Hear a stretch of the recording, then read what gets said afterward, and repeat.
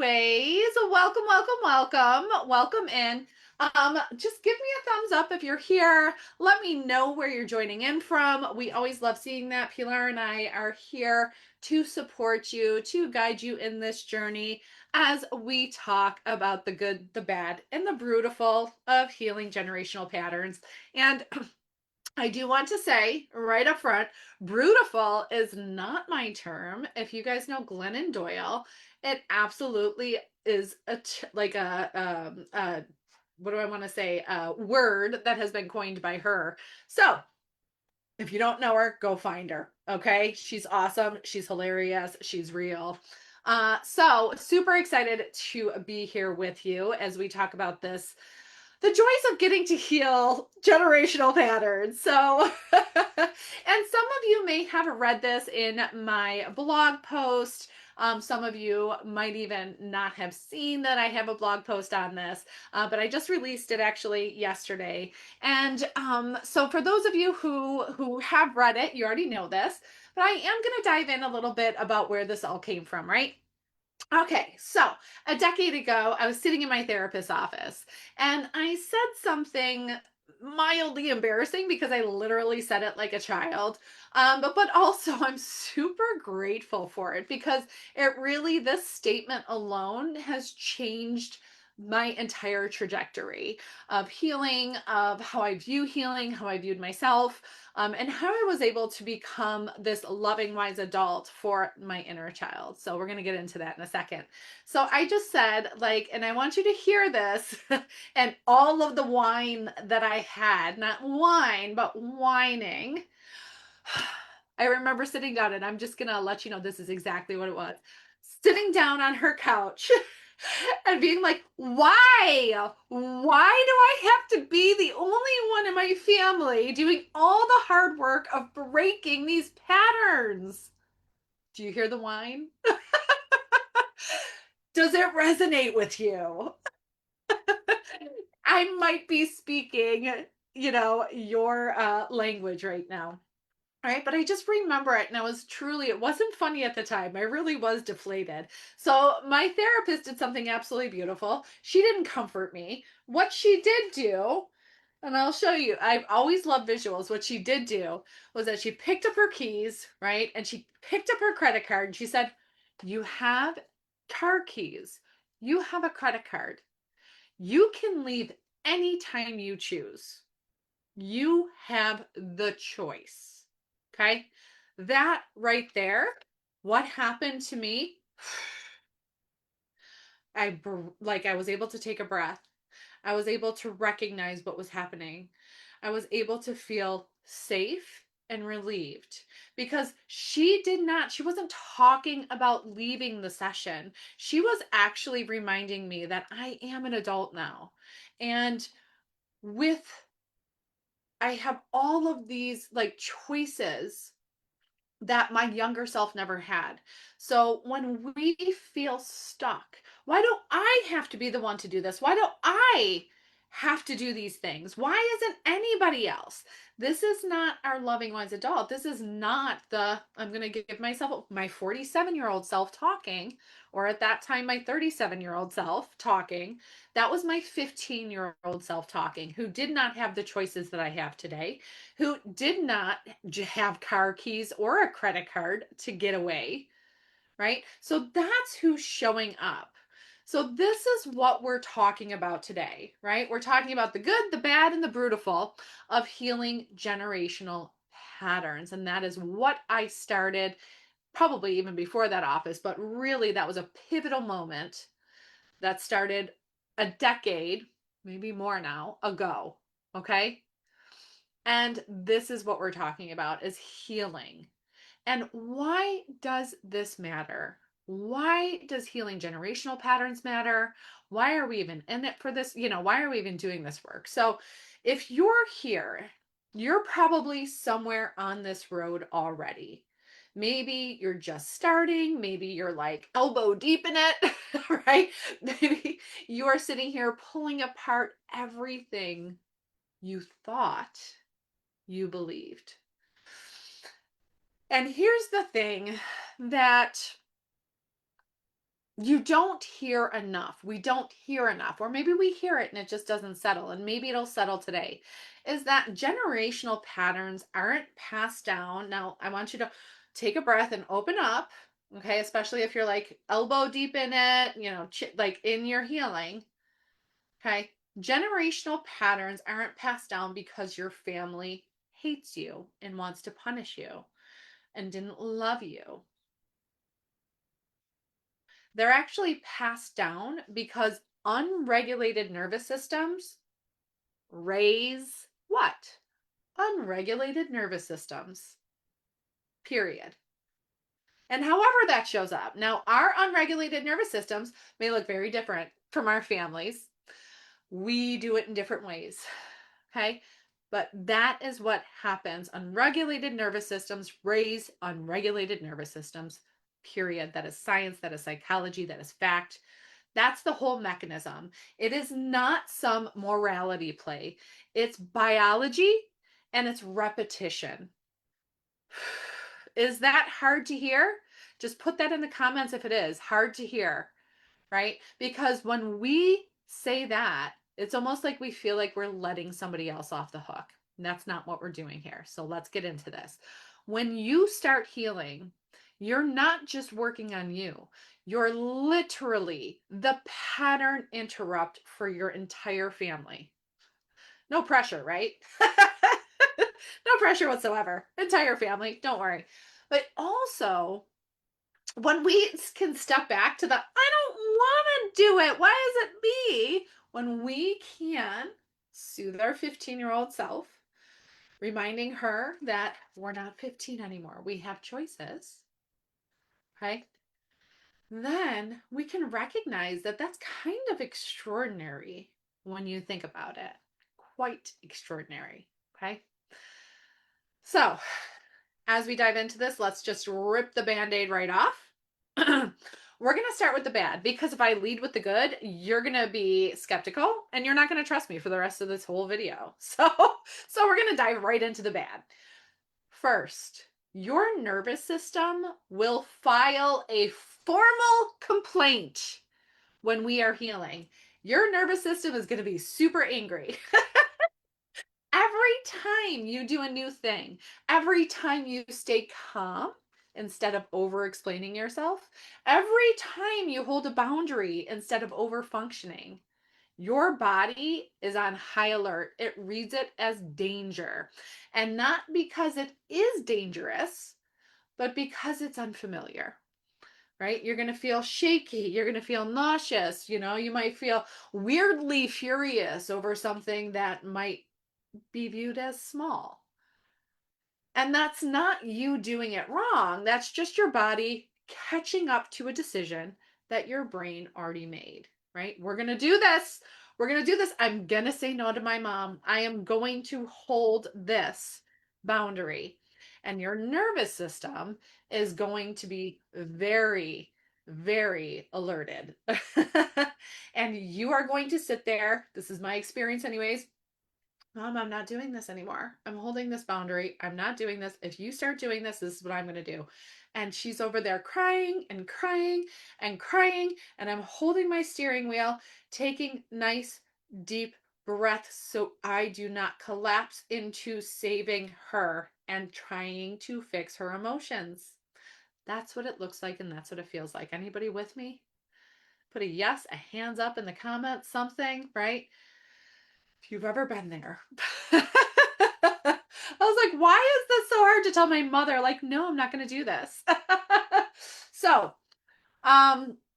that's the first thing. That's the first bad of healing, right? And again, we can identify bad can always be shifted, and we're going to get to that. That's the brutiful.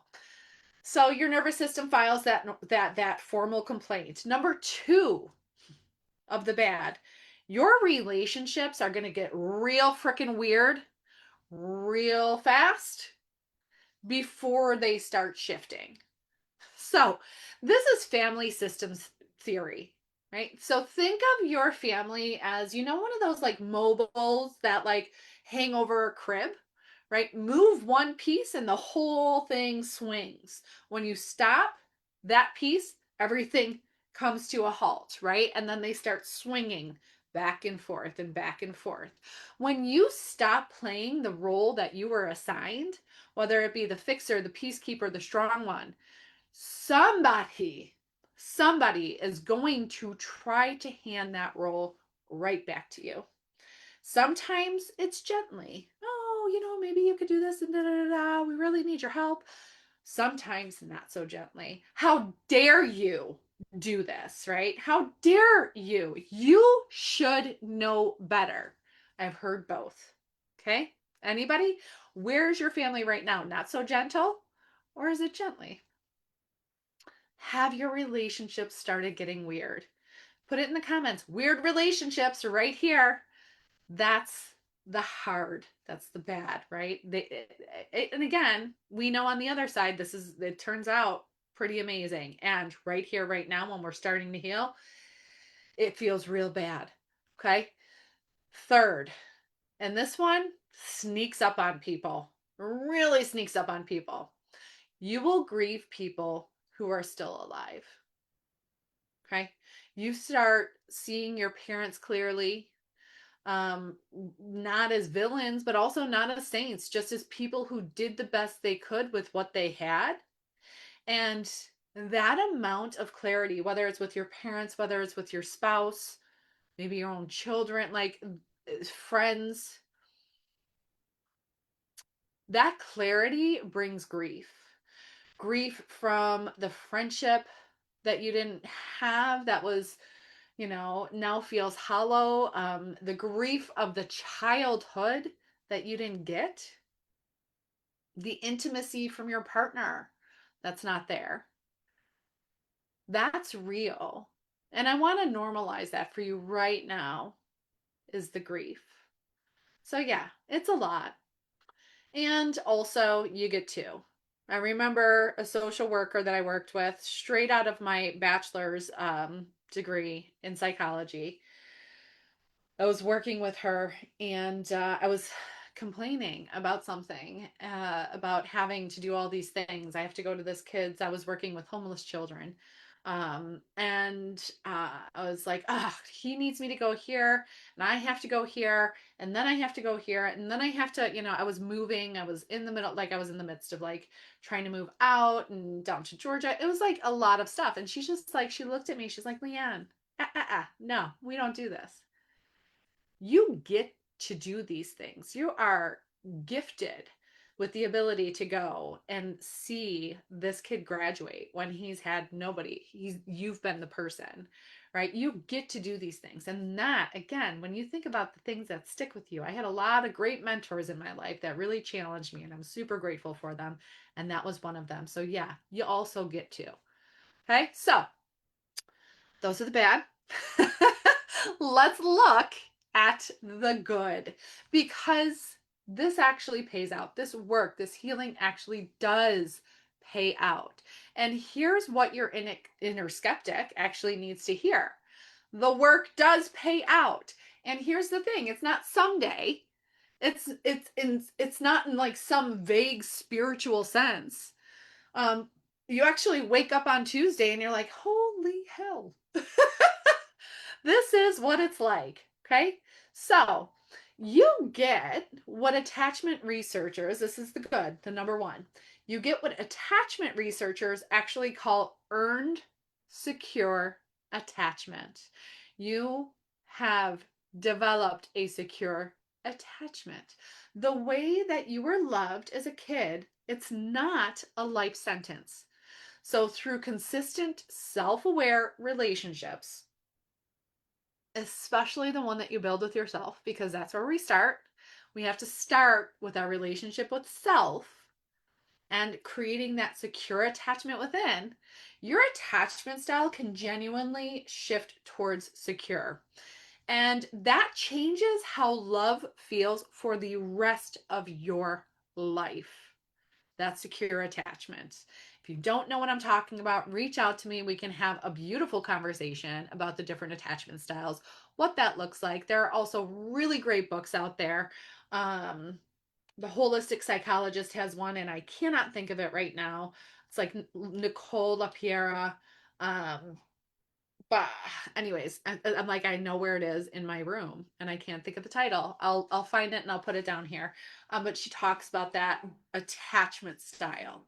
So what we do want is a secure attachment with ourselves, and that creates that secure attachment with others. That's the first good thing. And how, like, just imagining how love feels for the rest of your life when you're not dependent on other people's approval. And not only are you not dependent on other people's approval, you are also compassionate with them, just as compassionate as you are with yourself. That, my friends, is secure attachment. Anyways, second is that, and how does that sound to you? Secure attachment, please put your hand up. Put your hands up. Yes, that is what we want. Just imagine everybody having a secure attachment. It makes my heart sing. um, the second good that gets to happen is that your kids or the kids in your life actually inherit something different. Every pattern that you interrupt is one less pattern they have to interrupt themselves 20 years from now in their own therapist's office. That's not a metaphor. That's the actual mechanism of generational healing. When we heal these generational patterns, we heal. This is a really, really cool thing because, well, yeah, no. I was going to say because time doesn't really exist, so we get to heal from forward and backwards. But that gets into metaphysics and stuff like that. We're not diving into quantum physics here. But when we start healing, it heals patterns and generations before you and after you. That's a wide span, you guys. That's pretty amazing. So, thinking about the healing that you're doing that is already happening for your kids or the kids in your world, right? Whether it's nieces and nephews or whatever. That's pretty outstanding. The other that you get like have because of your healing is that you get your discernment back. Go figure. Go imagine that. The ability to tell the difference between this is uncomfortable and this is unsafe.